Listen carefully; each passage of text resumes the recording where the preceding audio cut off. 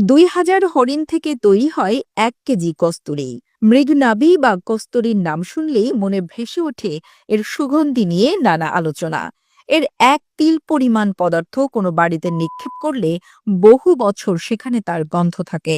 এমনকি কোনো গন্ধহীন পদার্থের ৩,০০০ ভাগের সাথে এর ১ ভাগ মেশালে ওই ৩,০০০ ভাগই কস্তুরীর মোহনীয় ও সুবাসে মৌ মৌ করে।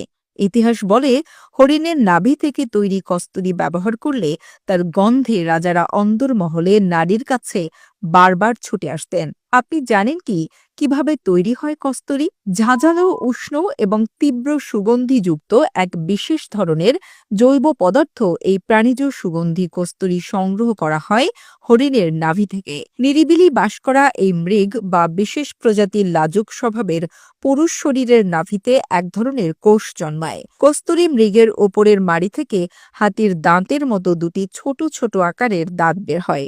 এটি দেখেই কস্তুরী মৃগ শনাক্ত করা যায়। হরিণের ১০ বছর বয়সে এই সুগন্ধি কোষ পরিপক্ক হলে কোষ বা গ্রন্থি থেকে মাথা খারাপ করার সুঘ্রাণ বের হয়। এ সময় হরিণটিকে হত্যা করে নাভি থেকে তুলে নেওয়া হয় পুরো গ্রন্থিটি। তারপর রোদে শুকানো হয়। একটি পূর্ণাঙ্গ কস্তুরী গ্রন্থির ওজন প্রায় ৬০ থেকে ৬৫ গ্রাম। কস্তুরী কোষের বাইরের দিকটা এলোমেলো লোমে ঢাকা। সে লোমগুলো ছড়িয়ে শুষ্ক কোষটিকে যখন জলে ভেজানো হয় তখন পরিষ্কার কস্তুরীটি বেরিয়ে আসে। একই প্রজাতির সব হরিণের নাভিতে আবার একই পরিমাণে কস্তুরী উৎপন্ন হয় না।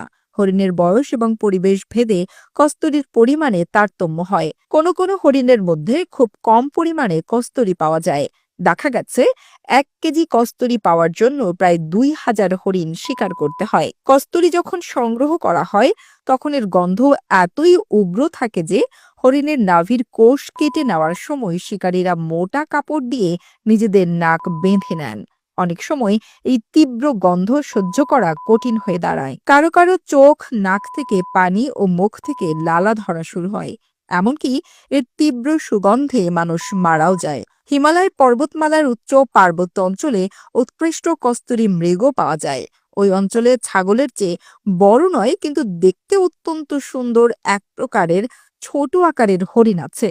এদের পা খুব সরু, মাথা সুন্দর এবং চোখ চমৎকার উজ্জ্বল। এই হরিণ অন্য হরিণ থেকে আলাদা নয়, তবে অত্যন্ত শীতল পার্বত্য পরিবেশে বাস করায় এদের লোম শুরু না হয়ে অত্যন্ত মোটা ও পালকের মতো হয়। পৃথিবীর সব থেকে উঁচু সেই পামির মালভূমির সর্বোচ্চ উপত্যকায় এই হরিণ পাওয়া যায়।